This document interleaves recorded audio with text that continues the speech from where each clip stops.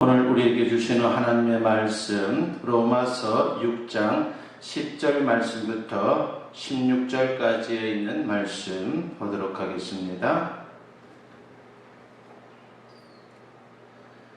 찾으신 줄 알고 제가 번독히 올립니다. 그가 죽으심은 죄에 대하여 단번에 죽으심이요 그가 살아계심은 하나님께 대하여 살아계심이니 이와 같이 너희도 너희 자신을 죄에 대하여는 죽은 자요 그리스도 예수 안에서 하나님께 대하여는 살아있는 자로 여길지어다. 그러므로 너희는 죄가 너희 죽을 몸을 지배하지 못하게 하여 몸의 사욕에 순종하지 말고 또한 너희 지체를 불의의 무기로 죄에게 내주지 말고 오직 너희 자신을 죽은 자 가운데서 다시 살아난 자 같이 하나님께 드리며 너희 지체를 의의 무기로 하나님께 드리라. 죄가 너희를 주장하지 못하리니 이는 너희가 법 아래에 있지 아니하고 은혜 아래에 있음이라. 그런즉 어찌하리요? 우리가 법 아래에 있지 아니하고 은혜 아래에 있으니 죄를 지으리요? 그럴 수 없느니라. 너희 자신을 종으로 내주어 누구에게 순종하든지 그 순종함을 받는 자의 종이 되는 줄을 너희가 알지 못하느냐? 혹은 죄의 종으로 사망에 이르고 혹은 순종의 종으로 의에 이르느니라. 아멘. 오늘 이 본문 말씀을 가지고 어떻게 살아야 하나라고 하는 제목으로 여러분과 같이 은혜를 나누고자 합니다. 인생을 잘 사는 방법이 무엇입니까? 어떻게 살면 후회하지 않는 인생을 살 수 있습니까? 질문이 너무나도 막연합니까? 구체적으로 말하면 내 인생이니까 내 마음대로 열심히 살면 승리할 수 있다라고 생각합니까? 그럴 것 같은데 실상은 그렇지를 않습니다. 내 마음대로 되지도 않을 뿐만이 아니라 설사 내 마음대로 된다 하더라도 그 결과가 곧 승리의 인생을 보장하는 것은 아닙니다. 내 마음대로 살다가 망하는 인생이 한둘이 아닙니다. 이유가 무엇입니까? 인간은 죄인이기 때문입니다. 죄인의 특징은 세 가지입니다. 무지, 무능, 그리고 부패입니다. 그러므로 내 인생이라 큰 소리 치지만 내 마음대로 컨트롤할 수가 없고 그렇게 된다 하더라도 나중에 가면 엉뚱한 결과에 이르게 되는 경우가 너무도 많습니다. 그러면 어떻게 살아야 승리의 인생을 살 수 있습니까? 한마디로 하나님 뜻대로 살아야 합니다. 다른 말로 표현하면 하나님의 도구, 즉 의의 도구로 살아야 합니다. 악기를 예로 들면은 어설픈 내가 연주하는 것보다는 명연주자가 연주하는 게 훨씬 낫다라고 하는 것입니다. 하나님은 내 인생의 악기를 가장 잘 연주할 수 있는 명연주자입니다. 아무쪼록 오늘 말씀을 통해서 이런 원리를 확인하시고 일평생 의의 도구로 살아가는 우리 모두가 되었으면 합니다. 먼저 우리가 예수님을 믿고 하나님의 자녀요 그리스도인이 된 것이 어떤 의미인지 살펴보고자 합니다. 다시 말하면 그리스도인의 정체성입니다. 그리스도인은 한마디로 새 사람이다 라고 말할 수가 있습니다. 이전에 살던 옛 사람의 모습에서 새롭게 거듭난 새 사람인 것이죠. 예수님이 이 세상에 인간으로 오셔서 십자가를 지신 이유가 바로 여기 있습니다. 본문 10절과 11절에 보면 그가 죽으심은 죄에 대하여 단번에 죽으심이요 그가 살아계심은 하나님께 대하여 살아계심이니 이와 같이 너희도 너희 자신을 죄에 대하여는 죽은 자요 그리스도 예수 안에서 하나님께 대하여는 살아있는 자로 여길지어다 라고 했습니다. 예수님께서 십자가에 못 박혀 죽으셨다가 부활하셨습니다. 이것은 믿는 그리스도인들을 죄에 대해 죽고 하나님에 대해 사는, 즉 의롭게 사는 새 사람이 되게 하기 위해서입니다. 그러면 거듭난 새 사람으로서 그리스도인의 삶은 어떠해야 합니까? 서두에서 말씀드린 대로 하나님의 도구, 즉 의의 도구로 살아야 하는 것입니다. 이를 위해서 3단계를 거쳐야 합니다. 그것이 무엇인지 이 시간 살펴보면서 같이 은혜를 나누고자 합니다. 첫째는 죄를 거부해야 합니다. 예수님을 믿기 전에 옛사람은 죄가 지배하는 그런 삶을 살았습니다. 인간이 자기 욕심대로 자기 뜻대로 사는 것 같지만 사실 그 배후에는 영적으로 사탄이 지배를 하고 있는 것입니다. 마치 이런 것이죠. 낚시를 한번 생각해 보도록 하겠습니다. 물고기가 낚시 바늘이 있는 것을 모릅니다. 그냥 눈앞에 먹이를 보고 덥석 무는 것이죠. 그런데 사실은 먹이가 아니라 미끼를 무는 것입니다. 그 속에 낚시 바늘이 숨겨져 있고 낚시 바늘 뒤에 낚싯줄이 있고 그것을 낚시꾼이 붙잡고 있습니다. 우리 인간의 경우도 마찬가지입니다. 자기 욕심대로 자기 뜻대로 세상에 이런저런 것들을 추구하며 덥석뭅니다. 그런데 그 배후에 사탄의 괴계가 있다라고 하는 것입니다. 그런데 우리가 예수님을 믿을 때에 하나님께서 우리 배후에 있는 사탄의 지배를 끊어주십니다. 로마서 6장 6절에 보면은 우리가 알거니와 우리의 옛사람이 예수와 함께 십자가에 못 박힌 것은 죄의 몸이 죽어 다시는 우리가 죄에게 종노릇하지 아니하려 함이니라고 했습니다. 그러므로 이제는 더 이상 죄에게 종노릇할 필요가 없다라고 주님은 말씀하고 있는 겁니다. 그러나 우리가 육체를 벗고 천국에 들어가기 전까지는 죄가 잔존해서 우리를 계속해서 유혹하고 공격을 하게 됩니다. 그런데 죄는 이미 무력화됐기 때문에 내가 단호하게 거부하기만 하면 얼마든지 승리할 수 있다고 하는 것입니다. 그러나 만일 육신의 본능과 죄의 유혹을 거부하지 않고 계속해서 받아들이면 결국에는 인생을 망치게 되는 겁니다. 왜 사람들이 죄인 줄 알면서도 죄를 짓습니까? 그것은 죄에게 마음을 빼앗겼기 때문이죠. 죄를 미워해야 하는데 사실 사람들은 은근히 죄를 즐깁니다. 죄에게 마음을 빼앗기고 죄를 짓고자 하면 어떻게 해서라도 그 사람은 죄를 짓고 마는 것입니다. 오직 우리 스스로가 죄를 거부할 때에 죄로부터 멀어질 수가 있습니다. 그러므로 우리 마음 중심에 성령님이 계시다는 사실을 알고 죄의 유혹에 흔들리지 말아야 합니다. 어떤 글에 보니까 사탄이 사람을 유혹할 때에 즐겨 사용하는 4가지 말이 있다고 했습니다. 첫 번째는 이 정도는 괜찮겠지라고 하는 말이 있습니다. 아주 미미한 것이니까 괜찮을 거야 라고 생각하게 만드는 것이죠. 두 번째, 사탄이 사람을 유혹할 때 쓰는 말은 딱 한 번인데 뭘 이라고 하는 그런 말을 또한 사용합니다. 사탄은 항상 딱 한 번이라고 하는 말을 유혹의 무기로 사용합니다. 여기에 많은 사람들이 넘어지고 있습니다. 세 번째 유혹의 말은 아무도 보지 않아 괜찮아 너만 입 다물고 있으면 돼 라고 그렇게 말하는 것입니다. 아무도 안 본다라고 착각하게 하는 것이죠. 그리고 네 번째는 누구나 이렇게 사는데 뭘 이라고 하는 말을 합니다. 자신의 죄를 보편적인 현상이다라고 합리화시키는 그러한 마음을 갖게 하는 것입니다. 다른 사람들도 다 그렇게 사는데 라고 하는 것을 강력하게 우리에게 어필하는 것이죠. 그러면서 우리를 엄청나게 유혹한다라고 하는 것입니다. 그러나 우리는 다른 사람이 기준이 아니라 성경이 기준이 되어야 합니다. 요셉은 참으로 대단합니다. 그는 죄의 유혹을 단호히 거절했습니다. 요셉은 죄의 유혹을 거절하면서 3가지를 생각했습니다. 첫째, 그는 자신을 신뢰해준 주인을 배반할 수 없다라고 하는 생각을 가졌습니다. 그래서 요셉은 보디발의 아내가 유혹하자 이렇게 말합니다. 주인께서 아무것도 내게 금하지 아니하였어도 금한 것은 당신뿐이라고 했습니다.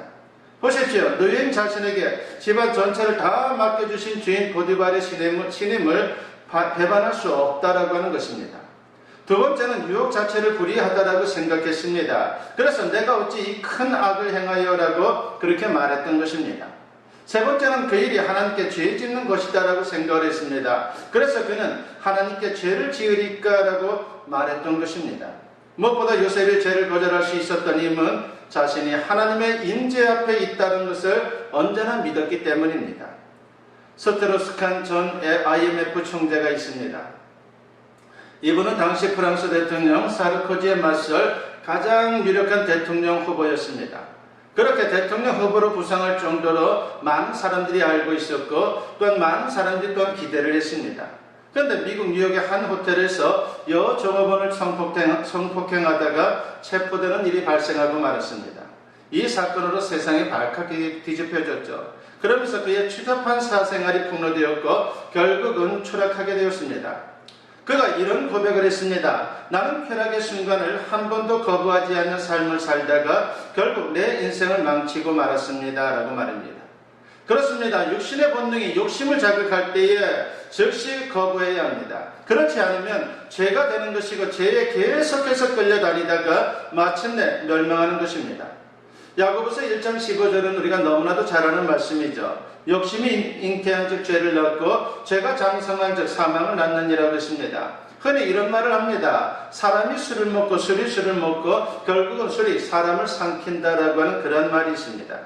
모든 죄가 똑같은 과정을 거칩니다. 사람이 욕심을 부리는데 그게 죄가 되고 죄가 죄를 짓고 결국은 죄로 멸망하게 되어 있습니다. 그러므로 죄와 욕심의 유혹에 대해 단호히 거부하는 것 대단히 중요한 것입니다. 그럴 때 비로소 승리의 삶이 가능한 것입니다. 특히 우리는 죄를 거절하기 위해 두 가지를 항상 생각해야 합니다. 하나는 하나님의 시선을 항상 의식할 필요가 있다는 것이죠. 주님이 늘 우리를 지켜보고 있다라고 하는 그런 생각을 가지고 살아야 하는 것입니다. 두 번째는 우리를 구원하여 새 사람 만들기 위해서 독생자 예수님을 보내주신 그분을 의식하는 것이 대단히 또한 중요합니다. 이러한 생각을 가지고 살면 죄를 이기는 것이 아주 쉬울 것입니다.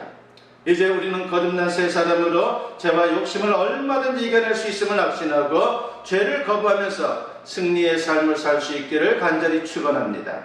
두 번째는 의의 도구로 살려면 순종을 잘해야 합니다. 우리는 이미 구원받고 새 사람이 됐지만 내 마음속에는 두 개의 세력이 공존하고 있습니다. 한쪽에서는 성령을 통해 하나님 뜻대로 살고자 하는 새 사람의 마음이 있습니다. 그런데 다른 한쪽에서는 죄와 육신의 본능대로 살려고 하는 옛사람의 마음이 있다라고 하는 것입니다. 내가 어느 쪽으로 마음을 먹느냐에 따라서 우리의 삶이 달라지는 것입니다. 본문 16절 말씀에 보면은 너희 자신을 종으로 내주어 누구에게 순종하든지 그 순종함을 받는 자의 종이 되는 줄을 너희가 알지 못하느냐. 혹은 죄의 종으로 사망에 이르고 혹은 순종의 종으로 의에 이르느니라 하겠습니다. 내가 적극적으로 하나님께 순종하고자 결단하면 순종의 종으로 살아갈 수 있습니다. 반대로 죄에 끌려가면은 불순종의 종이 되는 것입니다. 이런 원리를 좀 더 구체적으로 설명해주는 말씀이 있습니다. 갈라디아서 5장 16절과 17절에서 사도 바울은 이런 말씀을 하죠. 내가 이르노니 너희는 성령을 따라 행하라. 그리하면 육체의 욕심을 이루지 아니하리라. 육체의 소욕은 성령을 거스르고 성령은 육체를 거스르나니 이 둘이 서로 대적함으로 너희가 원하는 것을 하지 못하게 하려 함이니라 하겠습니다. 마음 한쪽에서는 성령의 소원, 즉 하나님의 의로운 뜻이 이끕니다. 그런데 반대쪽에서는 육신의 욕심이 이끕니다. 이 둘이 서로 대치 상태에 있는 것입니다. 이런 상태를 영적인 기량작용이다라고 말합니다. 이런 가운데 내가 취할 태도가 분명해야 합니다. 죄와 욕심에 대해 거부하는데 그치지 말고 여기서 우리는 한 걸음 더 나아가 적극적으로 성령의 소원, 즉 하나님의 의로운 뜻에 순종해야 하는 것입니다. 그러면 마음의 평안이 있게 될 것이고 승리하는 삶을 자연스럽게 살 수 있는 것입니다.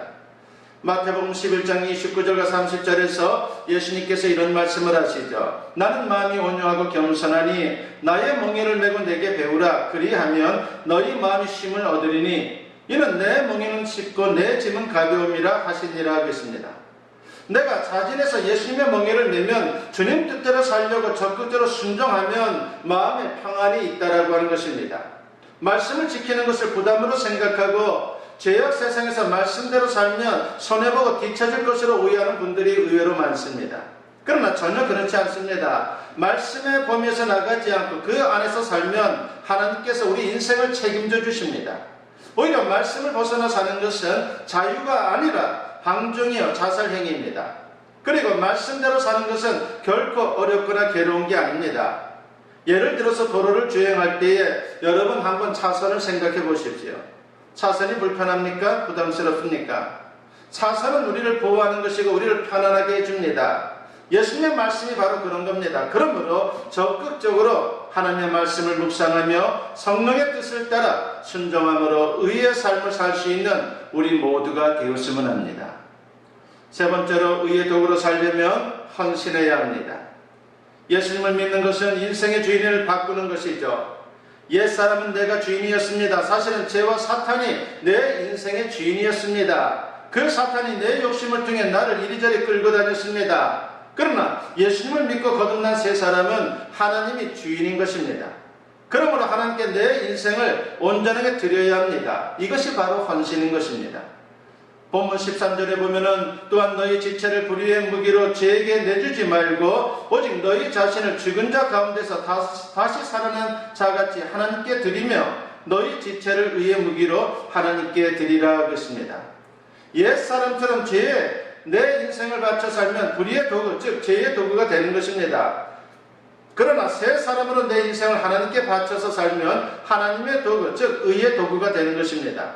여기서 인생의 승부가 나는 것입니다. 사람이나 사물의 가치가 어떻게 매겨집니까? 어떤 목적에 누가 사용하느냐에 달려있는 것입니다. 미국 남북전쟁에서 치열한 전투 중에 하나가 바로 아틀란타 근처에 있었던 산악지대였습니다. 전투가 끝난 밤에 연합군 소속의 젊은 장교가 중상을 입은 채 쓰러져 있었습니다. 위생병들은 장교를 쳐다보고 죽었다면서 그대로 돌아갔습니다. 잠시 후에 젊은 장교는 누운 채 의식을 회복하고 마지막으로 하나님께 간절히 기도드렸습니다. 만일 살게 주신다면 남은 인생을 하나님께 봉사하며 살겠습니다. 라고 그렇게 기도를 드렸습니다. 그는 인생의 위기에서 비로소 하나님을 생각하게 된 것입니다. 다음날 아침 위생병이 그곳을 지나다가 아직 살아있는 장교를 발견하게 되었고 그를 병원으로 옮겼습니다.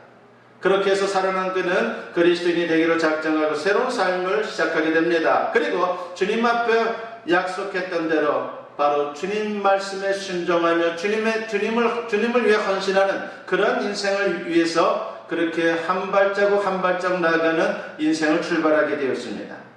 그렇게 해서 훗날 필라델피아의 템플 대학교와 세계 종합병원을 세우는 사람이 되었습니다. 그리고 20여 권의 저서를 냈고 수천 명의 영혼을 구원하는 그런 능력의 하나님의 사람이 되었습니다. 그는 미국이 배출한 기적적인 인물 중에 한 사람인 러셀 코넬이라고 하는 분입니다. 하나님께 자신의 인생을 헌신함으로 하나님이 기뻐하시는 의의 병기가 된 것입니다. 하나님께 자신을 드리니까 하나님께서 그의 인생을 멋지게 연주해 주신 것입니다. 세상에 속한 것은 다 사라집니다. 오직 하나님께만 드린 것, 바로 그것만이 영원히 남는다라고 하는 것을 우리가 기억해야 합니다. 하나님께 의의 도구로 드린 것만 영원히 남습니다. 그래서 이런 말이 있습니다. 사람은 가도 그가 헌신한 것은 영원히 남는다라고 하는 말이 있습니다. 인생은 단 한 번입니다. 너무나도 소중한 인생이죠. 누구나 인생을 잘 살고 싶어 합니다. 과연 어떻게 사는 게 인생을 잘 사는 겁니까? 의의 도구로 살아야 합니다. 아무쪼록 거듭난 새 사람으로 죄를 거부하고 말씀에 순종하고 하나님께 내 인생을 온전히 헌신함으로 영원히 자랑스러운 승리의 인생을 살아갈 수 있는 저와 여러분 모두 될 수 있기를 주님의 이름으로 간절히 축원합니다. 기도드립니다. 사랑과 은혜가 충만하신 아버지 하나님 감사합니다. 우리를 예수 그리스도를 통해서 새 사람 되게 하시니 감사합니다. 이제 새 사람으로서 거기에 맞는 인생을 살아가는 우리 모두가 되기를 결단하오니 아버지 하나님 그 인생을 살아가는 하나님 백성들의 모습이 다 되게 역사하여 주시옵소서. 아버지 하나님께서 그러기 위해서 죄를 거부하게 하시고 말씀에 순종하게 하시고 온전하게 주님께 헌신함으로 말미암아 진정 의의 도구로 주님 앞에 영광 돌리는 존귀한 인생들이 우리 모든 성도님들의 삶 속에 충만히 나타나게 하여 주시옵소서. 감사드리옵고 예수님의 이름으로 기도드리옵나이다. 아멘. 축복 기도드립니다. 이제는 우리 주 예수 그리스도의 은혜와 아버지 하나님의 무궁하신 사랑하심과 성령의 감화감동 역사 충만하심이 오늘 주님께 예배로 영광 돌리며 선포된 말씀과 같이 의의 도구로 세상을 살아가기를 다짐하고 결단하는 주님의 사랑 자녀들 위해 지금으로부터 영원토록 함께 하시기를 간절히 축원하옵나이다. 아멘.